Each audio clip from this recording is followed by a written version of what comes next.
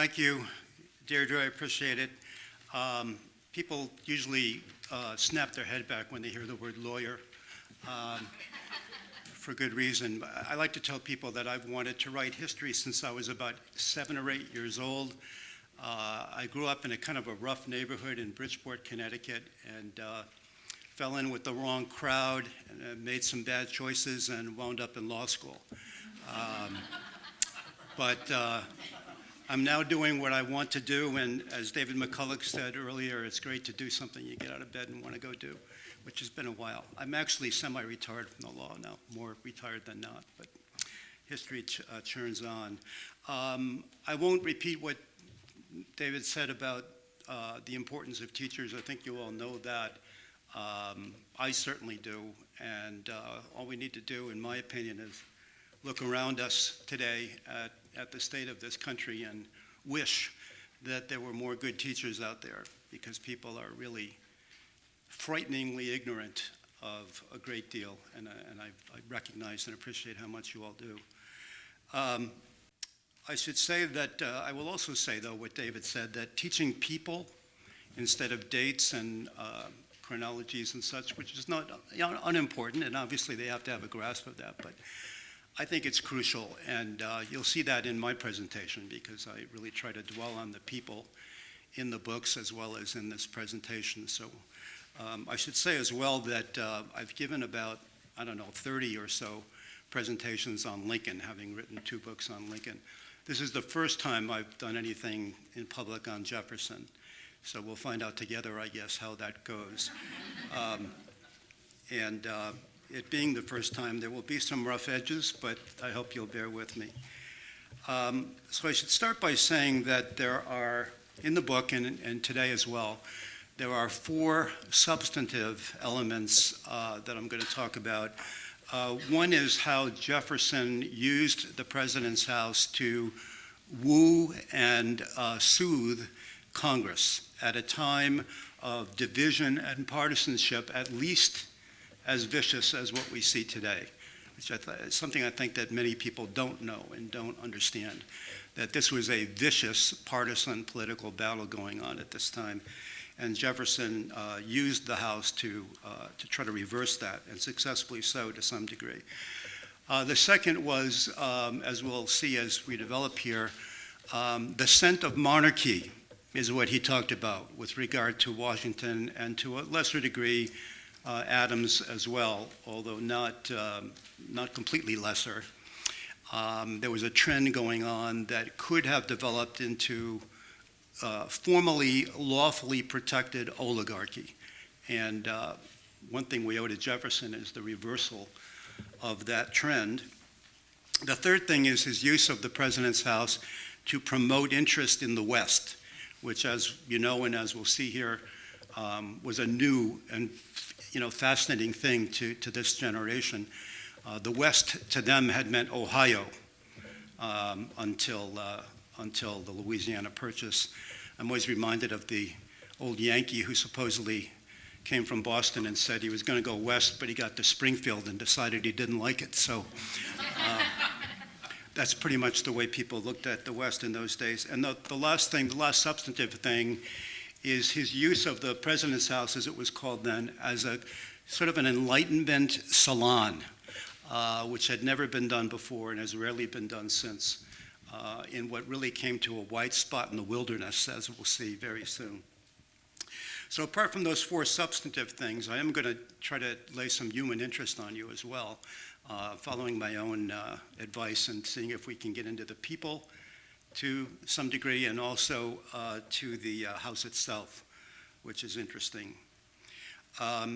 So before we get into all that, I think we should start with the setting. This is a contemporary painting of Washington, D.C., seen from Georgetown, roughly in 1804, 1805, during Jefferson's presidency. And for those of you who are familiar with Washington, you can picture standing in Georgetown, looking out over one of those hills at the top of Wisconsin Avenue or someplace. You can see Mason's Island there in the middle, which is now known as Roosevelt Island. Key Bridge comes right across here, the 14th Street Bridge right about there. And that little lump there is all there was of the city of Washington at the time, known as Washington City. The product of what many of you may know as the dinner table bargain in I think it was I'm going to guess, it was in the early 1790s. Jefferson and Madison and Hamilton all had dinner together. Wouldn't you like to be at that table? And made a bargain whereby the federal government would assume the state's Revolutionary War debts, which is what Hamilton wanted to do because he wanted to strengthen the central government. And in return, the capital would be relocated to Washington, the new city of Washington, close to Virginia, close to Madison and Jefferson, not uncoincidentally, it seems to me. The British ambassador at the time, Anthony Merry, who we'll talk about a bit, referred to Washington City as 6 square miles of wilderness country, which is largely what it was. This is a map done as part of an electronic study of Washington, which I can't show in animation, but you can see here, that is what Washington looked like in 1791 when they started working on the city. You can see the president's house right there on this little rise. There's the Capitol, would be right there. And this shows you where the Jefferson Memorial would be today. The Washington Monument, the Lincoln Memorial, and the Jefferson Memorial out in the middle of the Potomac River, which is about half as wide today as it was then. And there was literally nothing. There's the city of Georgetown there, which predates Washington by 10 or 15 years, but really literally nothing else but worn out grain and tobacco fields and woods and a big swamp, a literal swamp, right below the president's house and in this area here. Jefferson at the time was Secretary of State under Washington, and a terrific architect, amateur architect, city planner.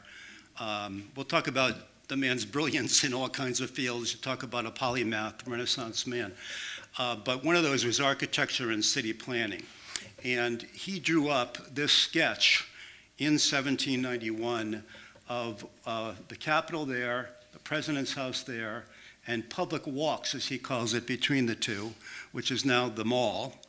And the city, such as it was, would be here. He envisioned a very small, basically a small town, as opposed to a city, believing in rural life and agriculturally based life. Here you have that Mason's Island, some soundings in the Potomac River, and nothing but woods. You see all that above there is woods. This is a contemporary engraving and painting of the Capitol building at the time of Jefferson's presidency. And if you look closely, you'll see that it stops right there. That's the Senate wing that was built first. The House wing was built long after that, and the middle part with the dome came after that. So we'll talk a little bit later about some of this, but you can see, if you take a look at this countryside here, again, if those of you who have been there, and probably almost all of you have, you know, that's a very highly urbanized area right up on that ramp here, and nothing but nothing beyond it. This is whoops, sensitive mic. This is Andrew Wyeth cover of a magazine of Washington there on the left, and James Hoban, who was the architect for the president's house, sort of overseeing its construction, which is quite an accurate, well-researched rendition of what that would have looked like in the 1790s. Washington staked it out. He was a surveyor, as probably you know, and actually staked out the site himself in 1792, and the construction took place throughout the rest of the 1790s. This is a watercolor of the president's house that was done about a year or two after Jefferson's time, during the Madison administration. And you can see the stone wall there that was built toward the end of Jefferson's time. These eagles apparently didn't ever get built. They were kind of aspirational and weren't actually done. But there's a few interesting things here. One is there's no portico, you can see. It's a flat-surfaced building, kind of boring in that regard. Jefferson came up with the idea for the portico, and we'll talk about that a little bit later as well. The wings that Jefferson designed stretch out on both sides. His plan was to use them for smokehouse, ice house. They called them offices in those days. What they really meant was workspaces. And they were hidden behind French doors and louvered access. And he had seen this in France and came up with it and designed it into the president's house. And again, you see this just emptiness around it. There's really nothing there. Even in 1809, 1810, and Jefferson's presidency was between 1801 and 1808. I should also say, notice the dirt road, which is Pennsylvania Avenue in front of the house. There was not a single paved street in the city of Washington. A journalist from England said that when it rained, after it rained, the mud was too thick to swim in and too thin to walk on. So you get some kind of sense of what that would have been like. This is a contemporary map done in, I think, in the year 2000 of Washington City at the time of early part of Jefferson's presidency. And again, now you see the president's house is there, and east and west of it is the village, if you will, that Washington consisted of during Jefferson's time, and the Capitol building there. And again, all that emptiness around it.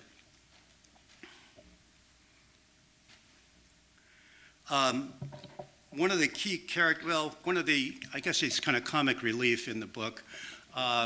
His name was Augustus John Foster, Sir Augustus John Foster. He was a British diplomat, young British diplomat, 24 when he came to America, and kept a journal and later wrote a book about his experiences.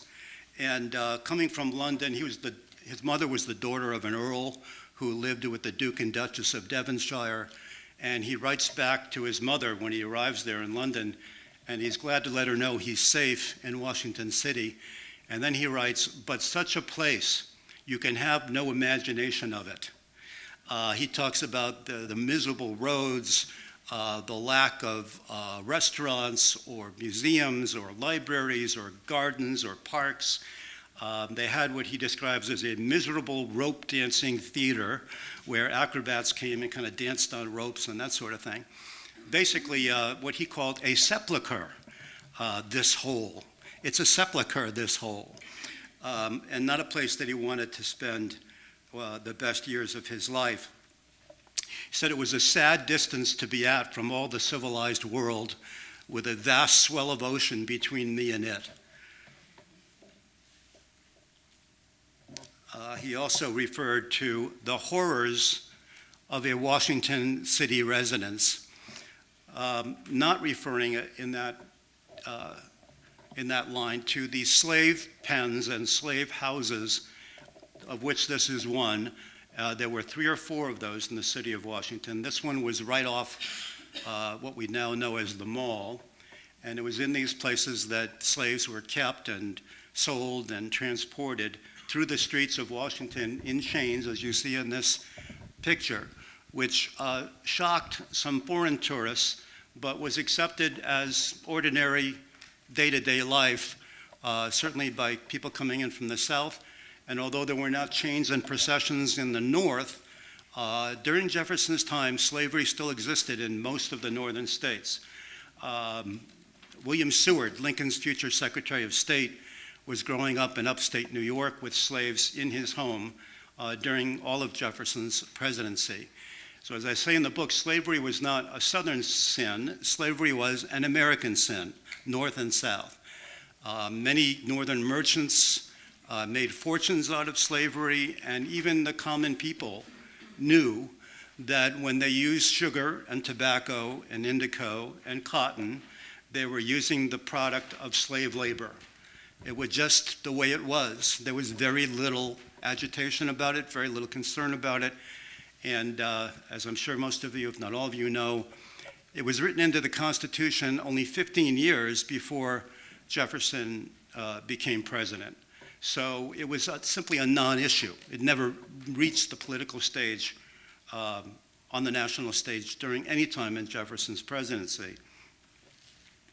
And I'm going to come back to that subject in a few minutes, but I picked out this illustration of a coach bogged down in a stream to illustrate the point of not only was Washington a wide spot in the wilderness, but incredibly isolated as well. There's a passage in the book about a senator who takes a coach across the Bladensburg Run, as it was called, in Bladensburg, Maryland, the adjoining town to Washington. And he gets into the coach, and as they're driving toward this unbridged stream that runs across the road, he says, last year a team drowned right here as they're crossing it. He points down at the place, and he says, but all but one of the passengers were saved. And the senator says, whether that one was gouty or not, I did not inquire. But that's the kind of transportation that people had to use to get to and from this place. It was 10 hours to Baltimore through a forest.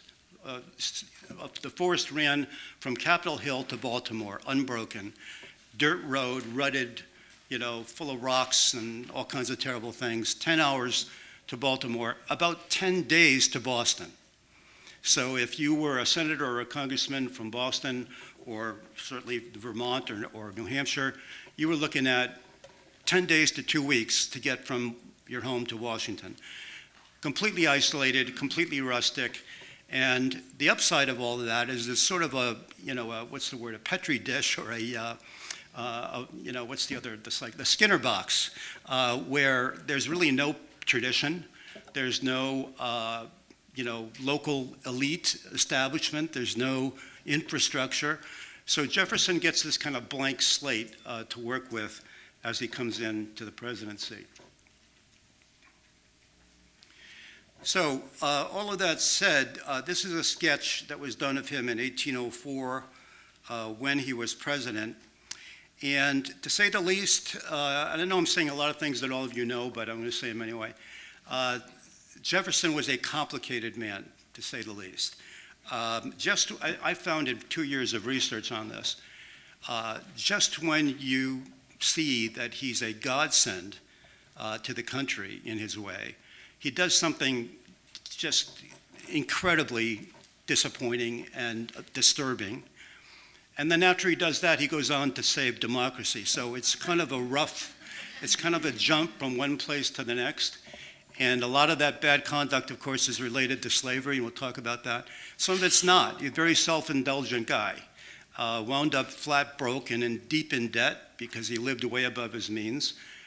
Did not restrain any of his desires or appetites, which many of you know about that, if not all of you. And a flawed guy. But as Jim said earlier, and I don't know if David said, we're all flawed. And there's something about humanity that attracts us, and I think even flaws make people more interesting than somebody who is largely unflawed. Jefferson is certainly not popular today for all the obvious reasons. Gail Collins, who's a columnist in the Times, wrote 2 weeks ago that Washington owned slaves, George Washington owned slaves, but he saved us from monarchy, and Jefferson wanted to perpetuate slavery forever. Well, as somebody smarter than me once said, you're entitled to your own opinion, but not to your own facts. And people, even in Jefferson's own time and place, we're talking 220 years ago, right? But people in his own time and place well understood that slavery was an abominable crime, a hideous blot on American society, and a political and social depravity. And how do we know that Jefferson was aware of that? Because Jefferson wrote all of that in the 1785, 1790s, and into the early 1800s. Jefferson, as a young man in the legislature and in the courts of Virginia, chipped away or tried to chip away at slavery about 7 or 8 different times. trying to get laws passed that allowed owners to free slaves without the approval of the courts, which they couldn't do. That was defeated. Tried to establish an apprenticeship program, some kind of teaching of young African-American people to have a trade and be able to go. That was defeated. I could go on, but there are 5 or 6 or 7 of those that he pursued. He wrote into the Declaration of Independence a long diatribe about slavery and what a horror it was and how evil it was, and that George III was subsidizing it and making money off it, and his peers took that out. So, long story short, Jefferson gave up on this issue in his early to mid-30s. Just came to the conclusion and writes about it that this was going to have to be solved by the next generation, that his generation was just not going to do it. And he says as well that, the Virginia plantation owners had a wolf by the ear, as he put it. They could not safely let go, and they could not hold on. And it just couldn't be solved in his own time. That was his take on it. And one of my favorite lines of Jefferson, he's an unbelievably good writer. I wish I could write a laundry list like he writes a laundry list. I mean, there's anything you look at, he writes it beautifully. And he says in his book in 1785, think about that time and place, 1785, "I tremble for my country when I reflect that God is just," talking about slavery, "and that either the slaves would be freed in the near future, or there would be such a conflagration, as he put it, of slave rebellions that it would devastate the country. And the Almighty," he says in this book, "has no attribute that can side with us in that struggle." This is in Virginia in 1785, not a popular thing to say to somebody who wants a career in politics.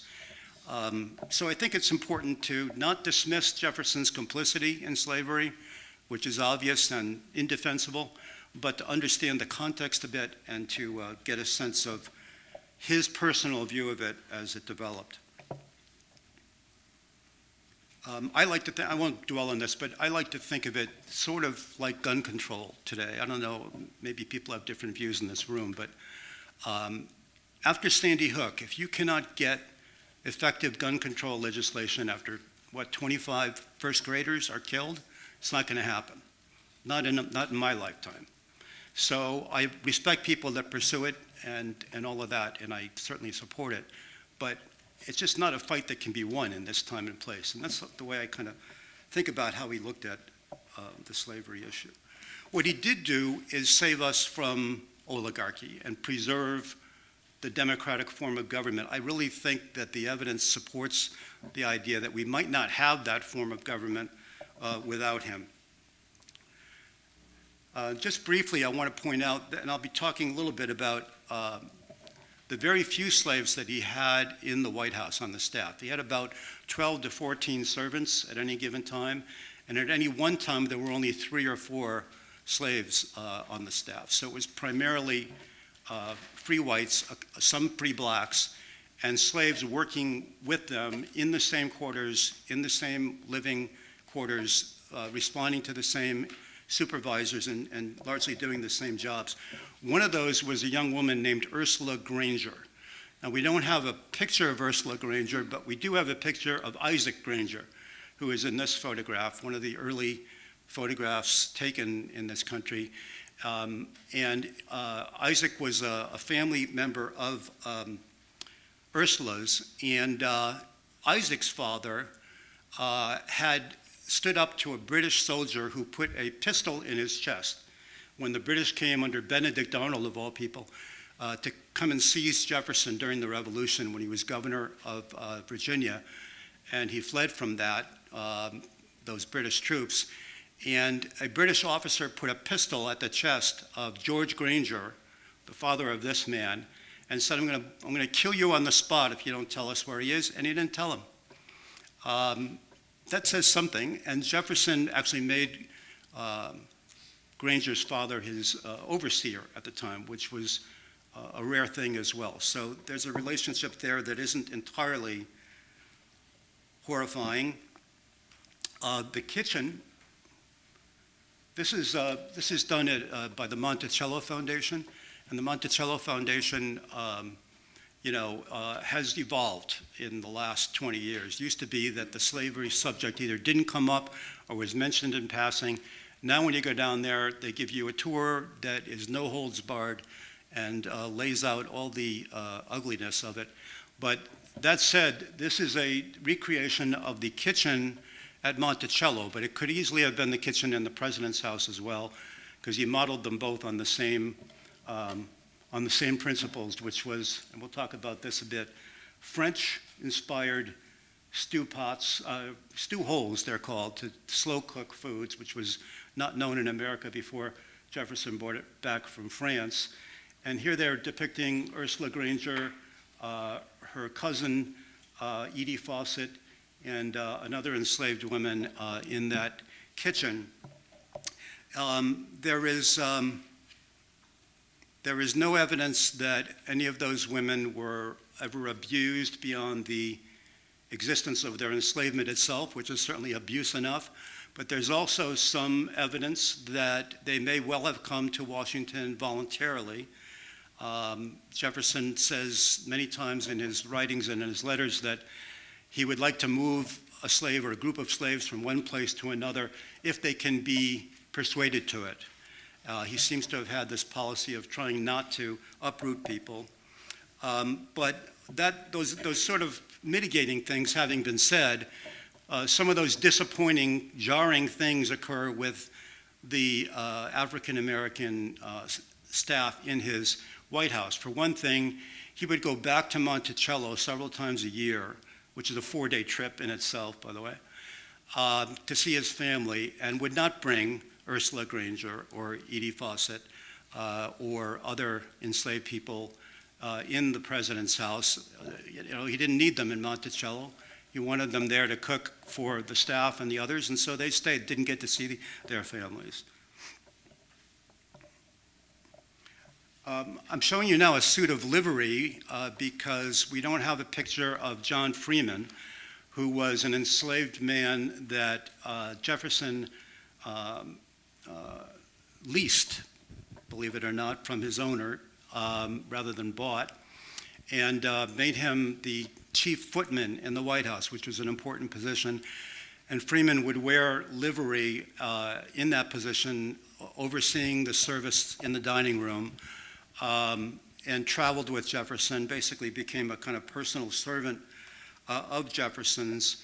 And there's a good bit about him in the book, which I don't have time to belabor at length, but long story short, when Jefferson left the presidency, he wanted to bring Freeman with him to Monticello to continue in that role. And Freeman told them that a new Virginia law, which he had just been told about, would make his wife and his children subject to enslavement if they went with him to Monticello. And he writes Jefferson a letter. And he says, since you want me to go with you, I will do it to please you, if that's what you want. But Melissa and the children will be at risk, and I would have to leave them here. So what Jefferson does is he gets Madison to step in as his successor, keeps Freeman on the president's house payroll, and then Freeman is freed in 1815, because under his contract with the owner that he leased his services from, he was entitled to his freedom in 1815. So the book goes into detail, all the known detail about all of these things. So coming to the political end of it, I told you we would talk about partisanship and how Jefferson addressed that. Democracy itself was in question at this time, not so much in rhetoric, but in the practice of the high Federalist end of the party. We'll talk about that in a moment. There was an intense political battle about which way the country was going to go. Is it going to go in a democratic direction with the vote afforded to most white people, at least white men, or was it going to go in the other direction where the vote would be very limited, where the wealthy and rich would basically control the country protected by law and not just in practice? And there was also a cultural war going on at this time, again, much like our own. There was a kind of a camp of progressive social evolution, largely following the French Revolution and the principles that the French Revolution espoused. And then the other camp, traditionalist, conservative, resisting all of that. Jefferson very much in the progressive camp. This political cartoon of the day is an example of that. This is Jefferson supposedly, he's holding up the Constitution, and rather trying to rip the Constitution from the American eagle, who's got it in his talons and is pulling it away from him. And he is holding a letter to Massai, who was a friend of his named Philip Massai in Italy. He had written this letter to Massai criticizing Washington and Hamilton, not by name, but it was obvious who that he was talking about, for the kind of thing I'm discussing here, the what he called the betrayal of the revolution, abandoning the common man and woman for the wealthy and the rich, and submitting to what he calls in this letter the harlot England, because of Washington and Hamilton's respect for and desire to model the American government on the British government, and that letter to Massai became very famous and was used hotly against Jefferson.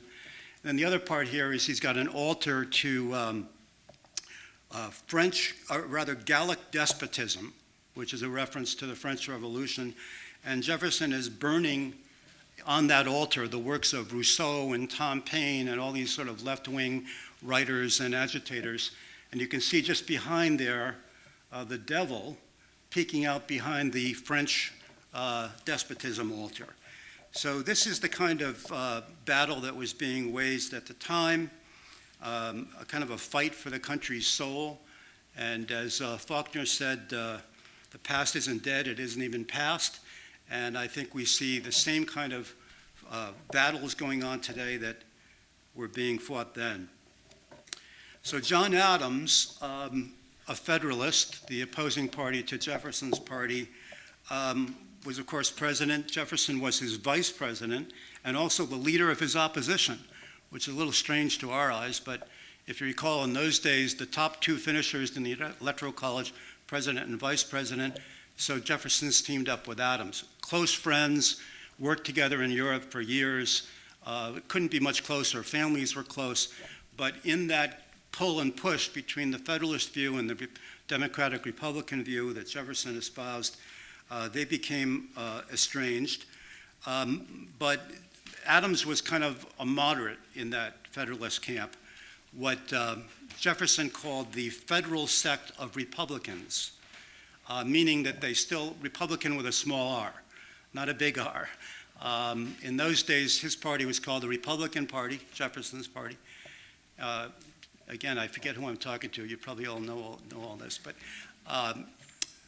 long story short, apart from the Alien and Sedition Acts and the Judiciary Act and other things that we today would think of as right-wing legislation that Jefferson opposed and actually resigned from Washington's cabinet over, there was also a good deal of regal pomp, if you want to call it that, in the Adams and Washington administrations that Jefferson resisted.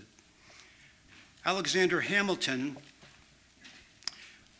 the irony to me of the musical Hamilton is that by any definition, Alexander Hamilton would be a right-winger today, completely favoring the wealthy, favoring the British monarchy rather than the French Revolution approach, believed that the president should be president for life and had pushed for that in the Constitutional Convention, referred to senators as peers of the realm, and basically modeled himself on the British form of government, very limited democracy, no trust in the people as such.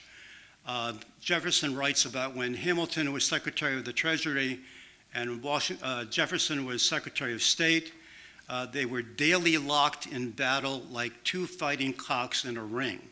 So there's really no love lost between the two of them.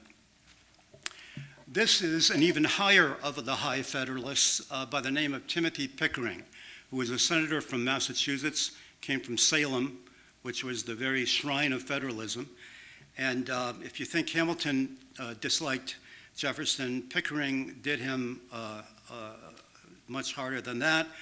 A cultural conservative of the deepest kind, as well as a political conservative. If you look at that face, I don't think you're going to see a lot of liberalism there. And he writes at one point about Jefferson as a Parisian revolutionary monster prating about humanity and his infidel and visionary schemes. At one point he writes a letter, Jefferson has migraine headaches, and this is making the rounds in Washington, and Pickering writes home that if he did the honorable thing, he'd put himself out of his misery like Judas and go get a rope. So this is the kind of hostility that we have from the right wing of the Federalist Party, which were known as the High Federalists. And Jefferson says at one point, I welcome their hatred, and if they ever stop hating me, I would be suspicious of myself. John Quincy Adams, as a young man. Again, when Jefferson served in Paris as a diplomat with John Adams, John Quincy was a teenager. And Jefferson kind of stepped in a mentor role with him and became very close to him. John Quincy writes from Europe that he loves to be in Mr. Jefferson's company, not only for his erudition, but also for the pleasure of his company. He became a United States Senator from Massachusetts early in Jefferson's presidency, and that relationship continued. And the book goes into a good bit of detail about it. But, John Quincy Adams is a Federalist, and by the time Jefferson is done with him, he switches parties. And it was this kind of outreach that Jefferson did in the President's South with people like John Quincy Adams. John Quincy Adams' wife, Louisa Adams, was born in London to a wealthy American merchant who was living there, and his English wife. So she's Anglo-American. You could not have a more conservative Tory than Louisa Adams. Very well read, very bright, whiplash wit. And when you read her diaries and her memoirs, there is nobody more clever or more incisive than Louisa Adams, and also nobody more snobbish or Tory than Louisa Adams. I think the best evidence of that, other than her own words, are that her grandson, Henry Adams, writes in The Education of Henry Adams that they were instructed, if you will, to refer to their grandmother, her, as the madam. My wife is a new grandmother, and she told me she'd like to be referred to as the madam, but I told her I didn't think the odds were good of that happening. To give you a sense of how Louisa Adams felt about the world, and this, I'm not just blaming this on Louisa Adams, this is the common view of the High Federalists and many of the ordinary Federalists. She writes at one point about the charming families bred in the school of Washington and Adams in Washington City, who had not yet clothed themselves in the buffoonery of the modern democracy. So this is the sort of point of view that Jefferson's working with. On the opposite side of that, summing it up in broad generalities, again, you probably already know all of this, but Jefferson's basic base, if you will, or his platform, is the common man and woman, the tradesmen, the farmers, small-scale farmers, craftsmen, and recent immigrants, which is an interesting fact that I had not been aware of. A lot of immigrants coming in from France and Germany and elsewhere, and a lot of states had them voting early on until the Adams administration boosted the number of years that you had to be in America from 4 to 14 before you could vote, because they saw this immigrant wave coming in and what side those immigrants were falling on. And part of the Alien and Sedition Acts was, deportations of these people and suppressing the vote. So again, some parallels to our own time. Jefferson, very well known in his time and reviled in his time for being kind of the father of freedom of religion and freedom of speech. Those two things were sort of bedrock for him, and in many quarters not popular. The Federalists tended to refer to that point of view as French infidelity, and did not think highly of Jefferson for supporting it. I said earlier, a shockingly brilliant man, and by that I mean a child of the French Enlightenment, a hero of the French Enlightenment, respected around the world for his political theories, but also made serious contributions to agriculture, botany, archaeology, astronomy, navigation, zoology, invented a new kind of plow that revolutionized agriculture, invented a coding device that was used through World War II, wrote the rules of parliamentary procedure for the United States Senate. Just the list goes on and on. It's like he invented things in his sleep. That too was attacked by the Federalists as unsettling. This is innovation, and innovation is bad. I mean, you can't believe, you read some of this stuff, the Federalists talk about innovation stalking the world, seeking whom he may destroy. This is their view of the Enlightenment and the changes that were coming in it. They use the word philosopher, not to mean what we mean by a philosopher, but basically as a scientist or a skeptical thinker, a analytical thinker. And wasn't a sin per se in the Federalist world, but it was a kind of a degradation.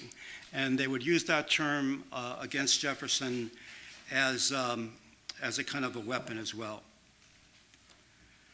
So then we got Aaron Burr, who is Jefferson's vice president, and that's a long story too, but you all know that he killed Hamilton. Some people don't know that that's rooted in a New York political animosity between the two of them that stretched back many years. And you can't get much more fiercely partisan than killing somebody over their political beliefs, particularly when he's the former Secretary of the Treasury. So you've got the sitting vice president killing the former Secretary of the Treasury, and oddly enough, obviously made a splash, but after Burr killed Hamilton, he went back to the Senate, presided over the Senate like nothing had happened, got invited to dinner, went out in Madison's carriage, and basically life went on. Jefferson despised him and never trusted him. James Madison, Jefferson's Secretary of State, another slave-owning Virginian. You all know a brilliant father of the Constitution, the Bill of Rights, wrote the Bill of Rights, basically. One British visitor described Madison. You can look at that picture and maybe get a sense of this. He was a small, slight man, always wore black, and always kind of projected this kind of dour expression. One British visitor said he had altogether the air of a country schoolmaster who was in mourning for a student he had whipped to death. But strangely enough, once you got to know him, once you'd had a few pops, different guy. Became humorous, entertaining kind of man.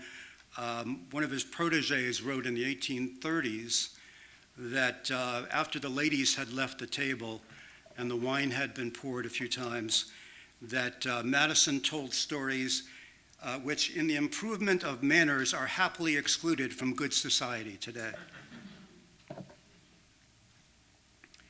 Dolly Madison, everybody knows Dolly Madison. Louisa Adams writes about Dolly Madison. The foreign ministers were at her feet, and the world seemed to bow before her. Everybody talks about this charisma that Dolly Madison had, very clever, politically incisive thinker, advisor to her husband, which everybody knew and very few people approved of, that he took political advice from his wife. There's a young woman by the name of Frances Few, that I write about a good bit in the book because she leaves a really interesting series of letters. And she's 18 years old and really sharp and very funny in her way, but also this kind of scathing, caustic approach to things. And she says Dolly Madison was fond of admiration, had some affected manners, but her company was a pleasure and her instincts acute. There is something very fascinating about her, yet I do not think it possible to know what her real opinions are. Jefferson adored her, and you can see, by the way, the prevailing dress style in those days was kind of surprisingly daring. I couldn't resist putting up Jefferson's Attorney General, Levi Lincoln, because he came from Hingham and also shared an ancestor with Abraham Lincoln. Interesting guy. And as I say in the book, Secretary of Treasury, State, War, all had, and the Navy, all had a small staff, offices, an executive office, buildings on each side of the president's house, except for Levi Lincoln, who had no Justice Department no Justice Department building, which was no loss because he had no Justice Department. Didn't even have a clerk, didn't have any help at all. The Attorney General of the United States, solo. I show you here John Randolph of Roanoke, who was a Republican like Jefferson, also a Virginian, and one of the oddest people that you'll ever encounter, and was thought to be so at the time. In this picture, he's about 30 years old, and he looks about 12. Through no fault of his own, he apparently, and this is medically researched by people other than myself, but apparently he had some genetic disease and had never gone through puberty. So he looked pretty much like that all his life, and was absolutely violently eccentric. One of his colleagues called him a maniac broken out of his cell. His plantation in Virginia was called Bizarre, which I doubt is a coincidence. And he broke with Jefferson over politics and jealousy and the rest about halfway through the presidency. And there's a passage in the book about an eyewitness to an event involving John Randolph and one of Jefferson's supporters in their dining hall at their boarding house. And as the book gets into some detail, almost every congressman and senator lived in a boarding house on the Capitol Hill. They didn't bring their wives, they didn't bring their families. They were there for 4 months. None of them bought houses, and they lived together. So in the dining hall at John Randolph's boarding house, he's dining with this congressman named Alton, and they get into this dispute, and Alton starts challenging Randolph's character for abandoning Jefferson. Randolph pours himself a glass of wine and throws it in Alton's face. Alton replies with the decanter, and as the witness said, all of it resulted in much destruction of glassware.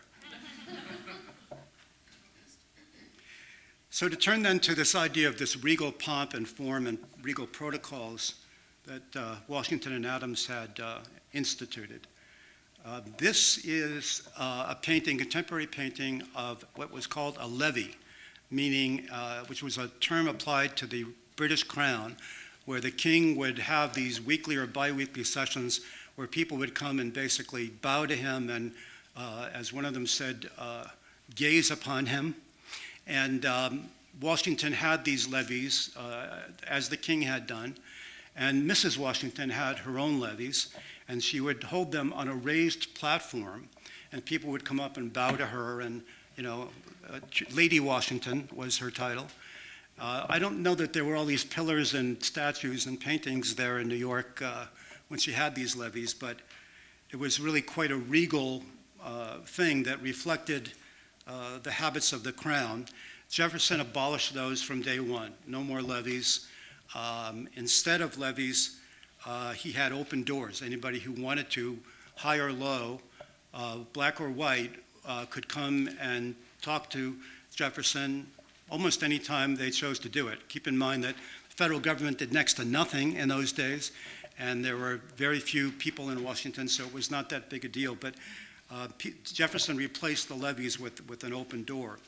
He speaks, by the way, writes, by the way, about these regal forms, and he says, it's not unusual or strange that we were brought up as children with a king, and people my age and somewhat younger still have that mentality that the leader of the country is the king. And in fact, there are many letters to Jefferson from ordinary people that one of them refers to him, starts out as with the salutation, great monarch.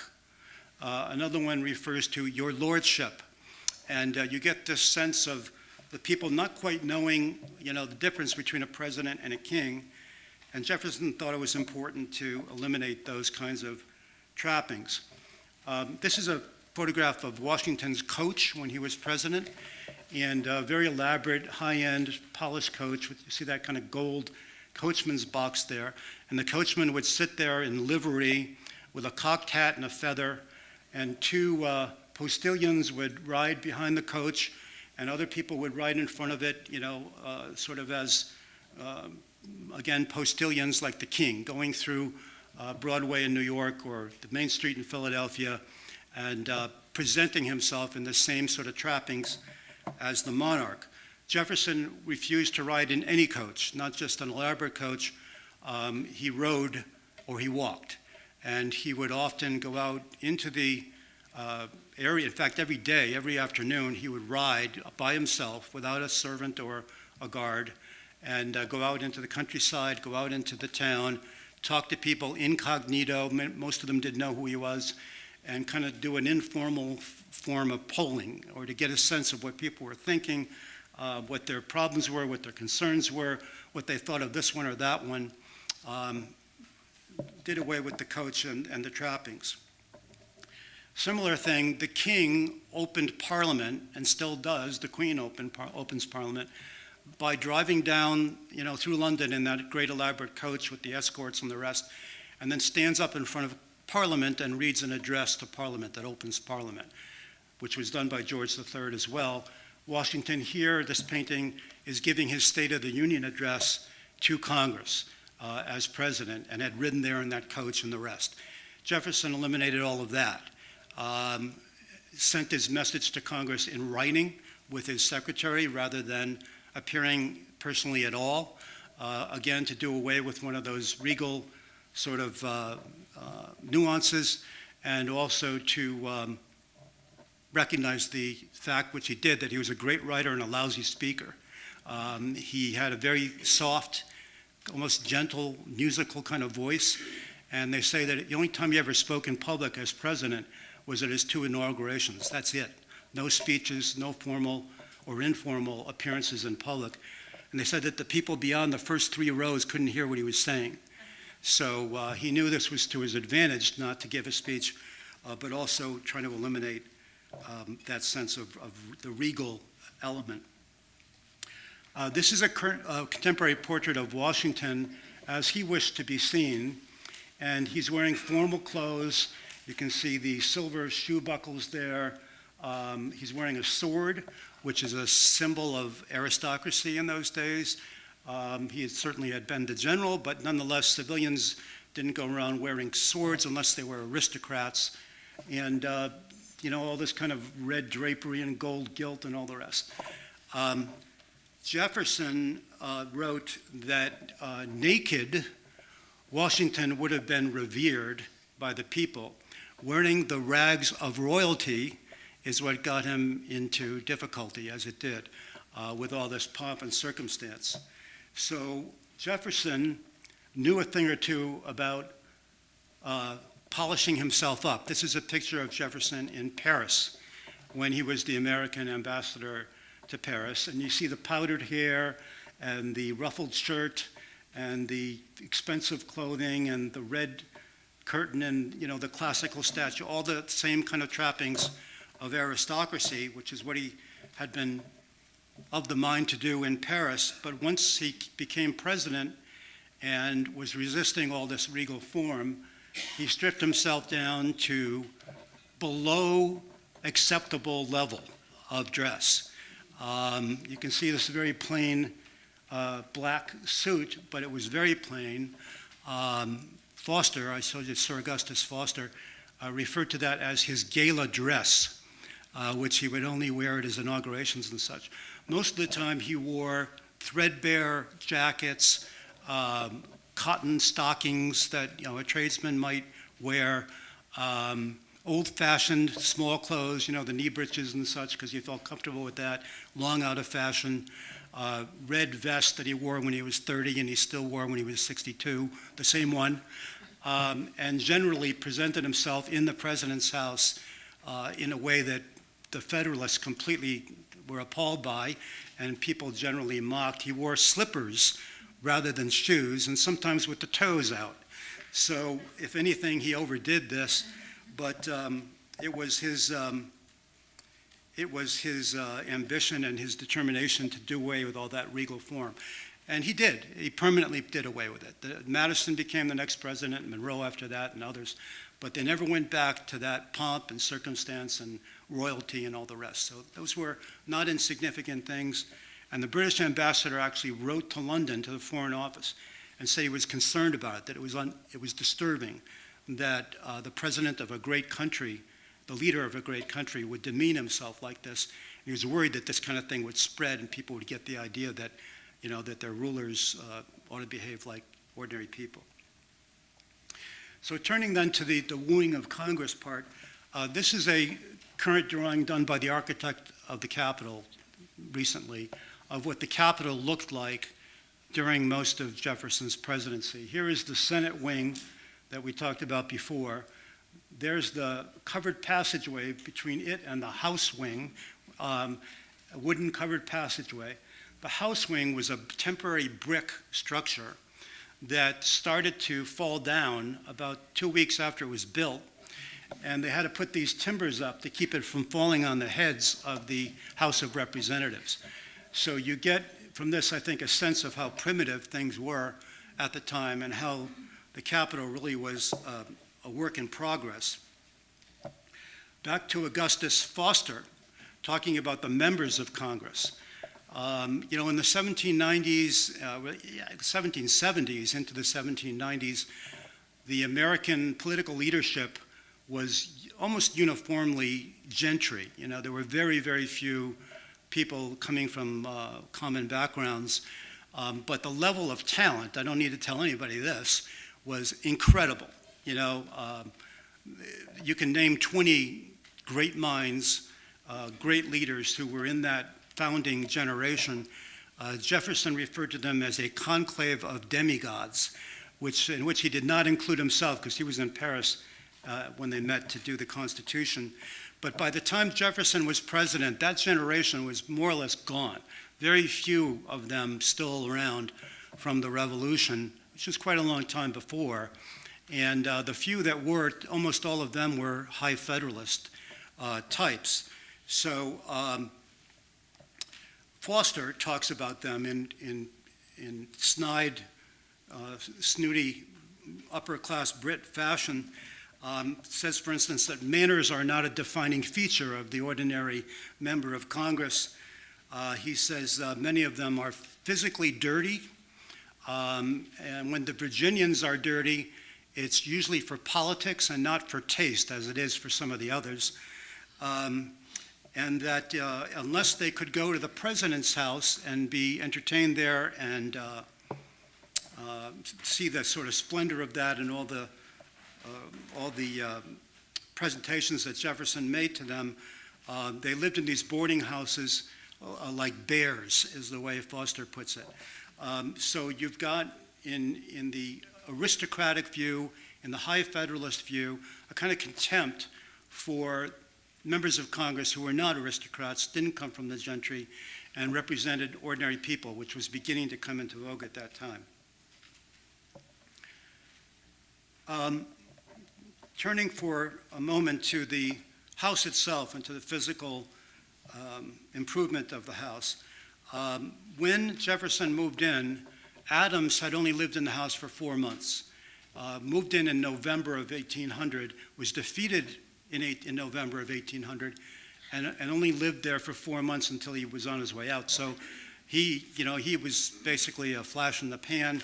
Jefferson was the first president to live there full-time for 2 terms, And of its 36 rooms, only 6 of those rooms were usable, and none of them were completely finished. This man here, Benjamin Latrobe, was an English architect who had immigrated to the United States 6 or 8 years before.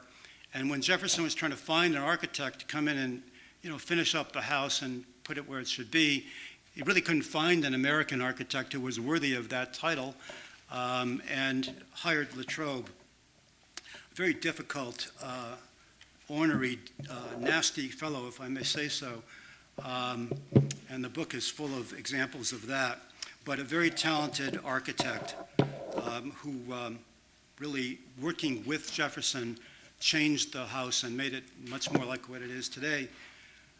This is a contemporary architect's drawing of the view of the White House, President's House.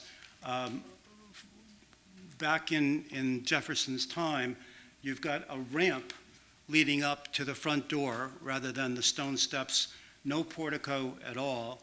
There was this kind of dugout basement around the basement level of the house, which is still there today, by the way, which I didn't know, but now it's got a stone bridge and a stone portico, and an ice house there outside the building. So you've got this kind of grand Georgian building that looks great on the outside, but really literally falling apart on the inside, even though it was only about 6 or 8 years old, badly built with green timber, rotting out. The ceilings almost fell in a few times, just a real kind of mess. And by the time Jefferson and Latrobe got involved, this is Latrobe's drawing done during Jefferson's presidency of what he envisioned the house would one day be, and it now is. The portico here on the north side, south portico over here, both of which were built after Jefferson's time, but designed by Jefferson and Latrobe. And this is a current modern painting of Jefferson's cabinet, as he called it, his office, basically in the White House, which was in the southwest corner of the White House. It's now part of the state dining room. But you can see this kind of classical friezes and, floor-to-ceiling windows, shuttered, recessed, beautiful polished floors, all the rest, and full of all this sort of scientific instruments, maps and globes and such that Jefferson brought in there as part of that sort of scientific interest that I talked about.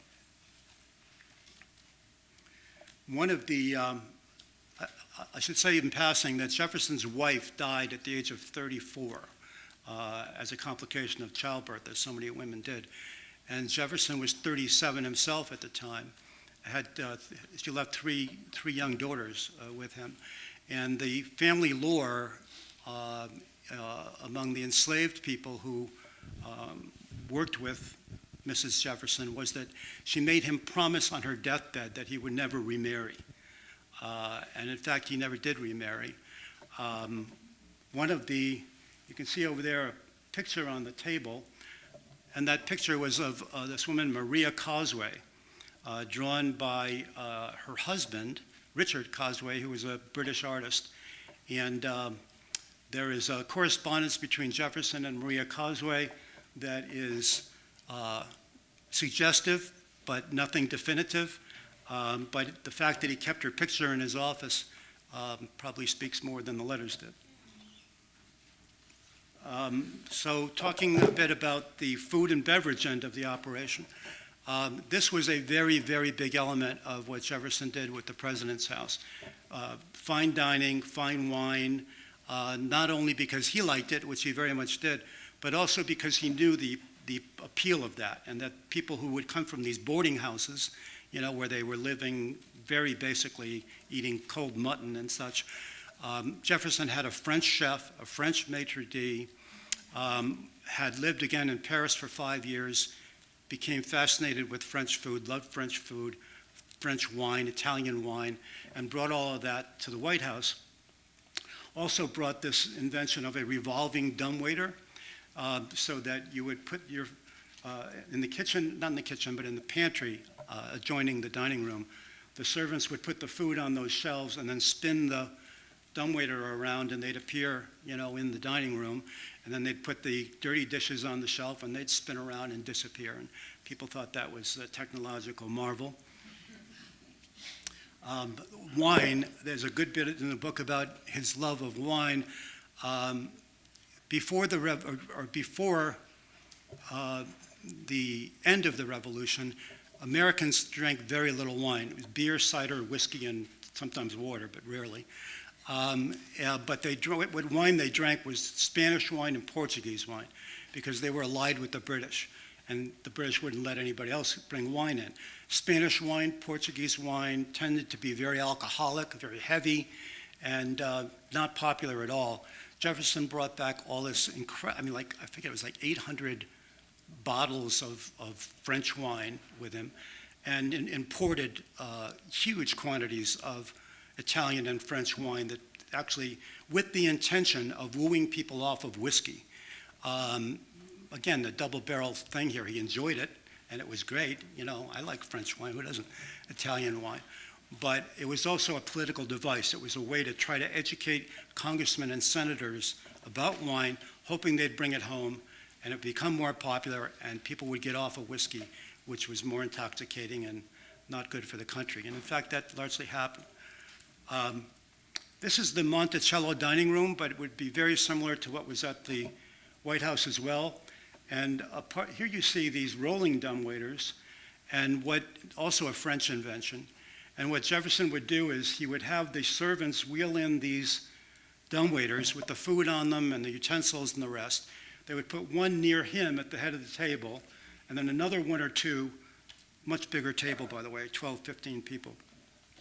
Put another couple of those dumbwaiters in, two spots at the other end of the table, and then the servants would leave. And Jefferson would dole out the food personally, and whoever happened to be sitting next to the other dumbwaiters would do the same for their neighbors. And the two purposes for that: one was so that people could speak freely and not be worried about the servants repeating it. In Europe, servants were assumed to be spies, either paid by the police or by political enemies or just gossips, and would go out into the street and repeat everything people had said. But with no servants in the room, problem was solved. And it also created this kind of family atmosphere. Dad's dishing out the beef bourguignon or whatever. My high school French is long gone, but dishing out the French food and pouring the wine and sort of serving as the father at the table.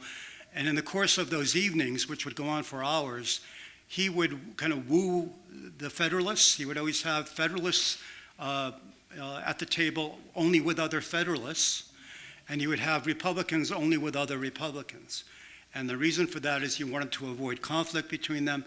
He wanted them to relax, but he also had two different goals. He wanted to sort of solidify the Republicans, get them to know him personally, build relationships with them, and then to kind of woo the Federalists and have them see that he was not, in fact, a Parisian revolutionary monster, but a very charming,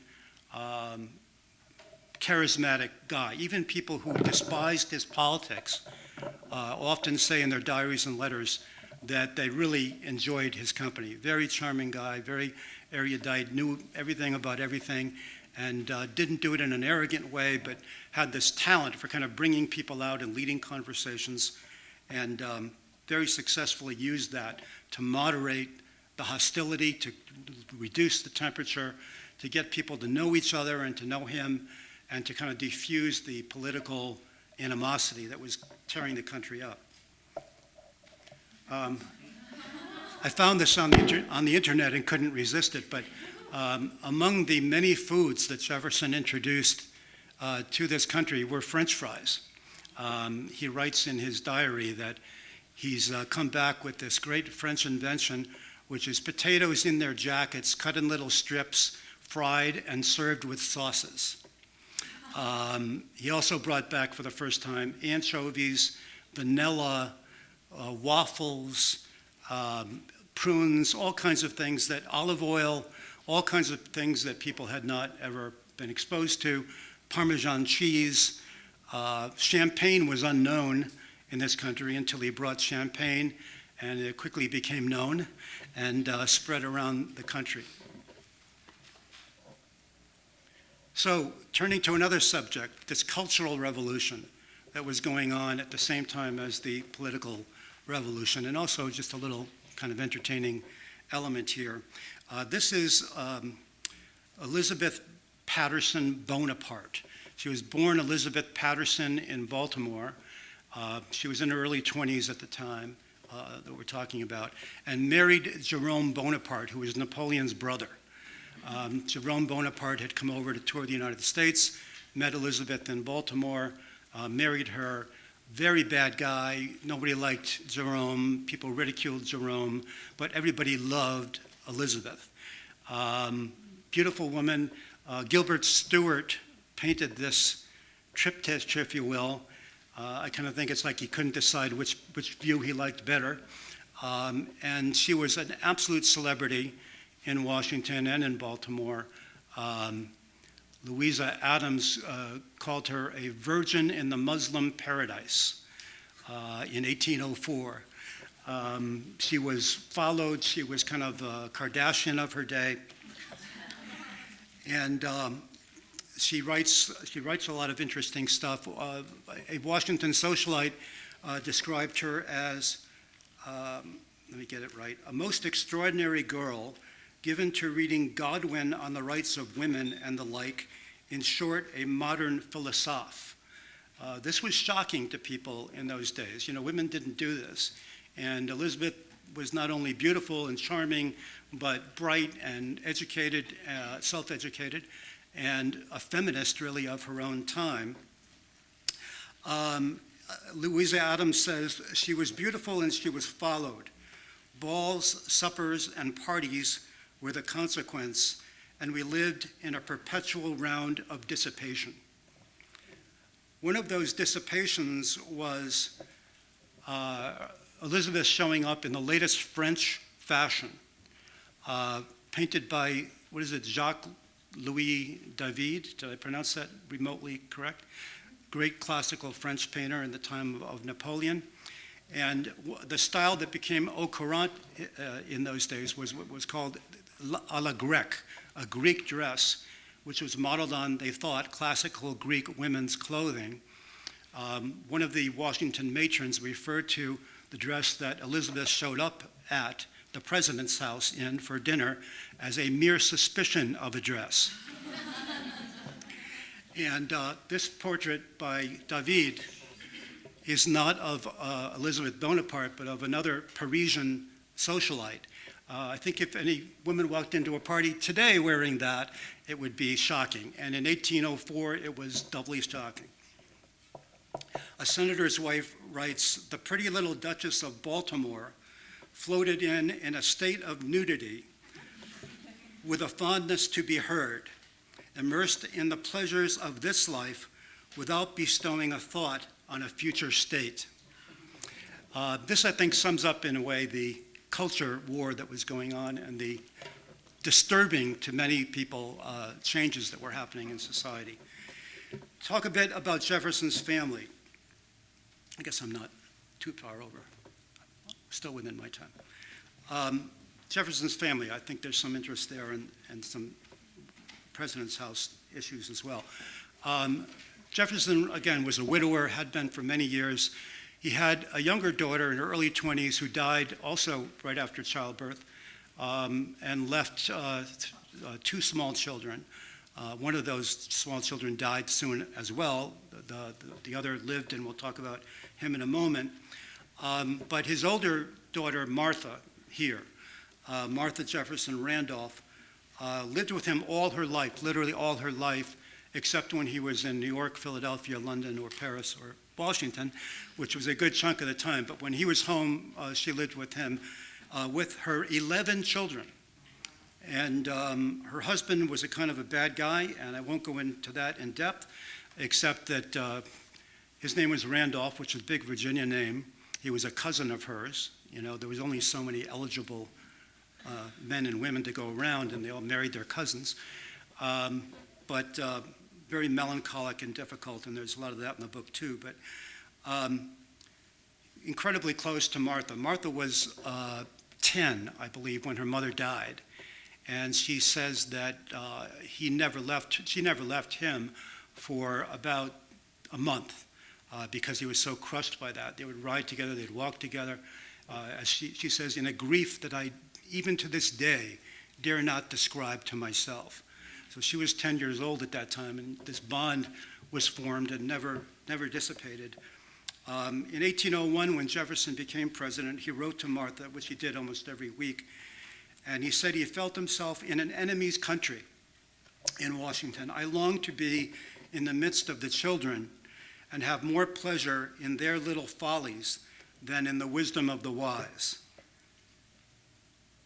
And then for the 9-year-old Anne, who was the oldest of, well, at the time, I mean, there were more children after, but 9-year-old Anne, he encloses a story for her and a poem for her poetry collection. And he says to Martha, "Kiss them all for me and keep them in mind of me. Tell Ellen I am afraid that she has forgotten me." So Ellen, as a young woman here, Ellen Randolph Coolidge, married a Boston merchant and lived in Boston. And the reason that the Massachusetts Historical Society is the Jefferson Library, as well as John and John Quincy Adams, is because she donated all his papers. So the Jefferson papers are in the Massachusetts Historical Society, but for a few odds and ends. In 1807, 11-year-old Ellen writes the president a letter.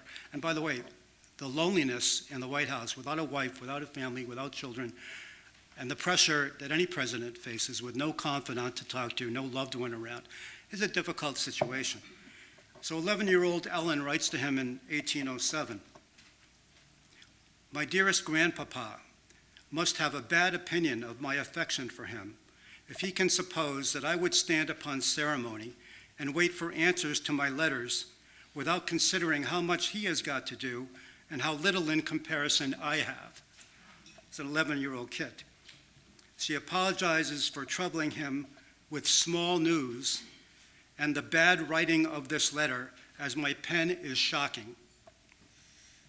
So Jefferson writes back to her, sends her a steel pen to replace her shocking quill pen, and he says to her that he welcomes the small news, he loves the small news. "With great news, I am more than surfeited from other quarters." Spring had come in mid-March, and he writes to Ellen, "Our birds and flowers are well and send their love to yours." And Ellen writes back to him, thanking him for the pen, "You are the only correspondent I have, and therefore I can write to you often." Anne, one of the other 11 children, 14 years old, this is obviously when she's a young woman, but when she's 14 years old, she tries to shame him in 1805 for not writing as often as she thought he should. "I wrote to my dear grandpapa last post, but I suppose he did not receive my letter, or he certainly would have answered it." Then she goes on and says, "In my last letter, I mentioned the changing of my name from Anne to Anastasia, but you did not say whether you approved it."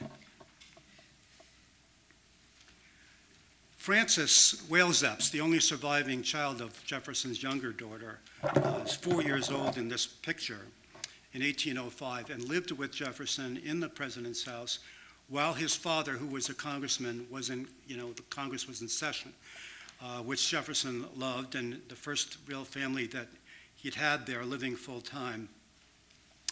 And he writes to Martha after a few months of living with Frances in the president's house.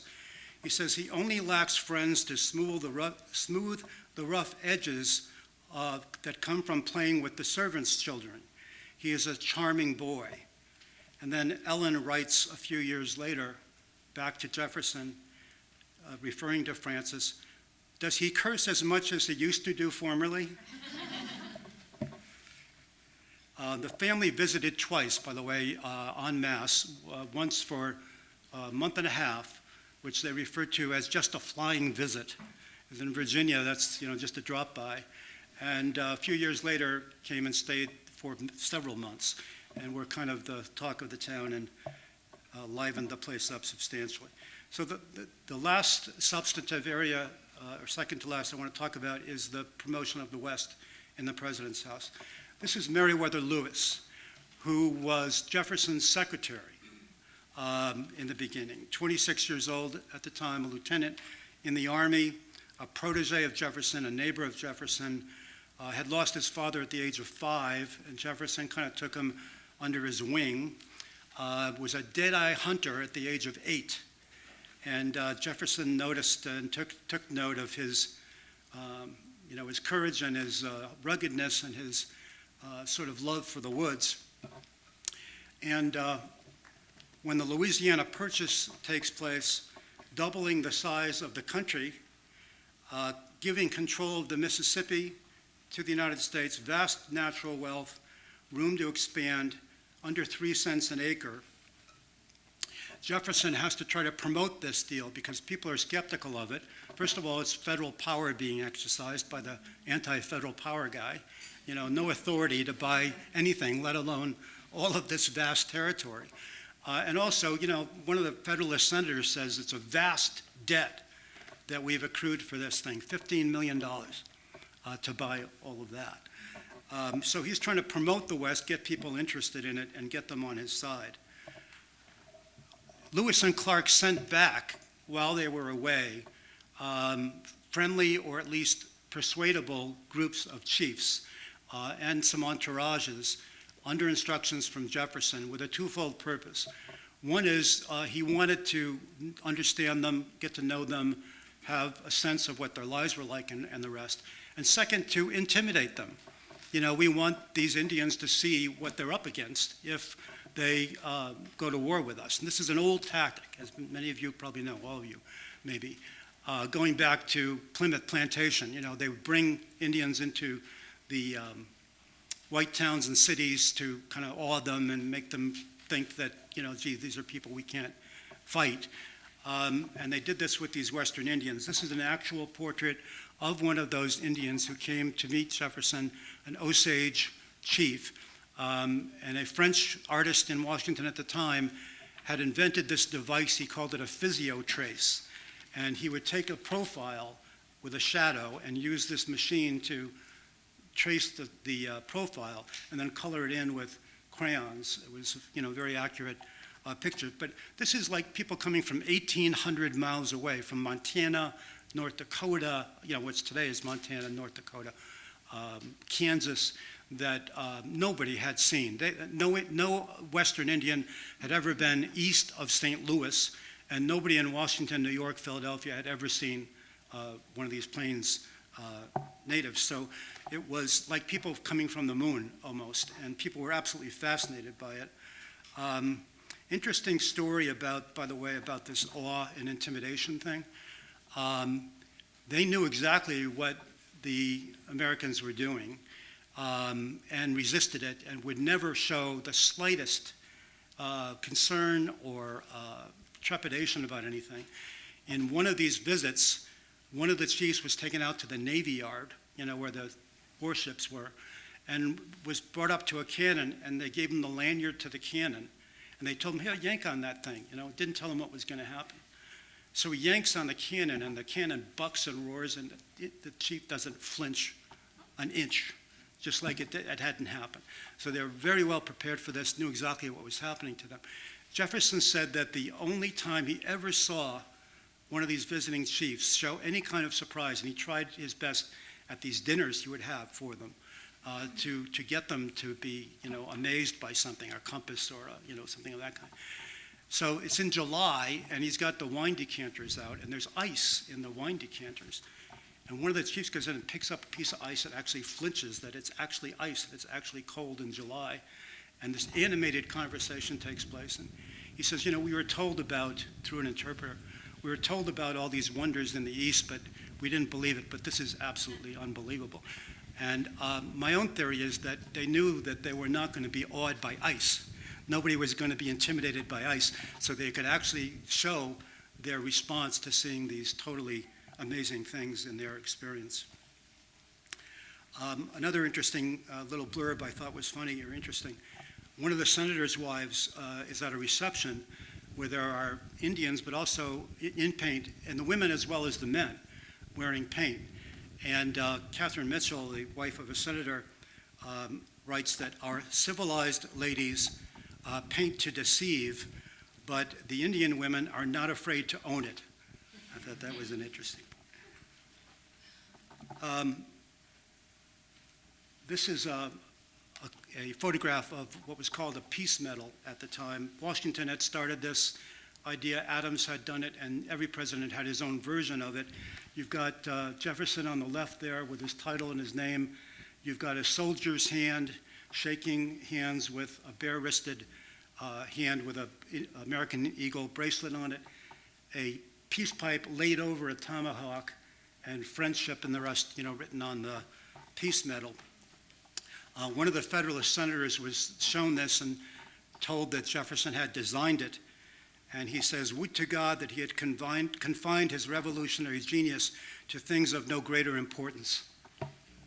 But these were given out to these visiting chiefs and showed up 50, 60, 70 years later when they came to the White House with these medals that their grandfathers and great-grandfathers had been given.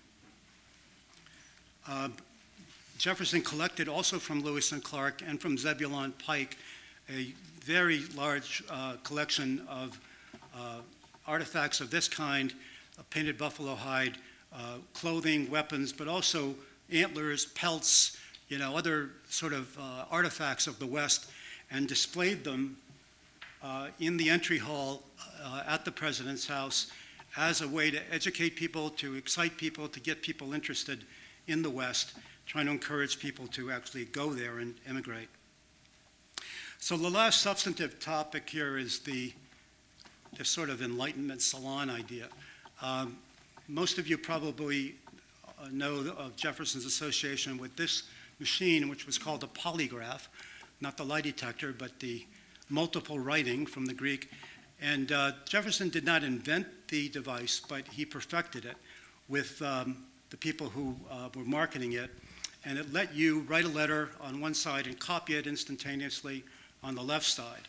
Before that, they had these cumbersome letter presses that you'd put a moist piece of paper on an ink letter and run it through the press. It took about 2 minutes.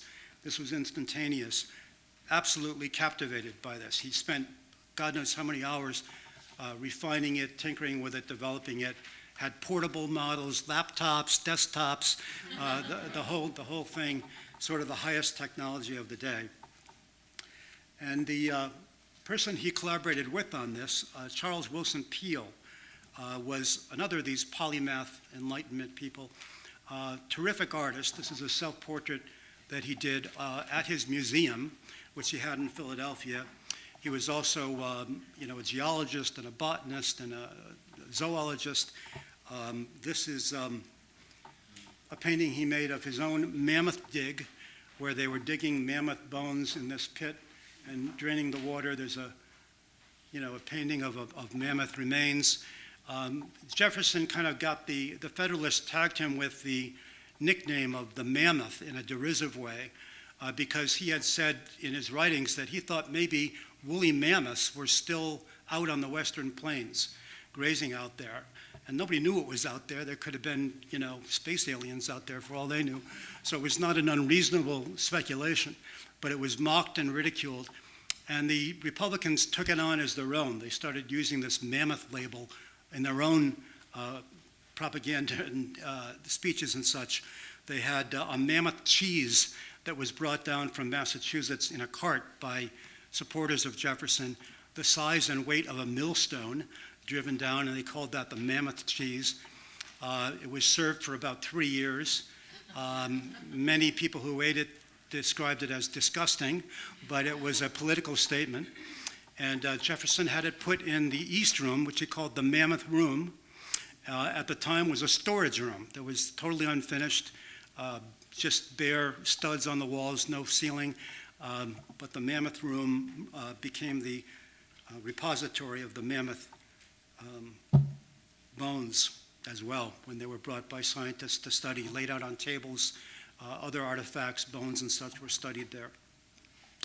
A succession of scientists and inventors and engineers. This is Robert Fulton, who was just on the edge of inventing the steam engine and the steamboat. had conversations with Jefferson about that, whether it was practical. There's a letter quoted in the book from a literally mad scientist who was judged insane and committed to an institution. And he writes Jefferson a letter saying that he thinks that he can develop a steam engine that would propel a carriage or a plow. And rather than just discarding that letter, Jefferson writes him back and says, I think this is a great idea. There's no law of nature that precludes that. I wish you great success with this. And this is 1804. So sort of on the cutting edge of technology and having people coming into the White House with that. This was not probably the greatest scientist of his day, Baron Friedrich Humboldt, famous in his time, not so much now. Maybe some of you have heard of the Humboldt current. Considered the greatest scientist of his day, a Prussian baron.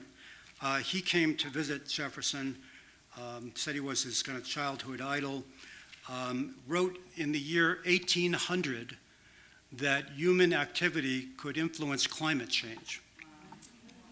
Just a brilliant guy who spent about 10 days in the president's house with Jefferson, speaking in rapid-fire German, French, Italian, and English, all mixed together, all of which Jefferson spoke as well, and drew all these kind of savants to him. Thomas Paine, English-born author of Common Sense, unrepented, unreconstructed revolutionary, at a time in the 1805, 6, 7, 8 period, when that was all cooling down. Most of those people were gone, dead, or retired, and considered the devil incarnate by the High Federalists. The Evening Post, which was founded by Hamilton, referred to the Age of Reason, Paine's book, as too blasphemous to meet the public eye. They refused to review it. His mere presence in the House was a scandal. Another Federalist senator said he couldn't believe that Jefferson would have this man in the presence of his grandchildren. And another time, the Portfolio, which is another Federalist paper, wondered if the greatest infidel on earth was a fit companion for the President of the United States.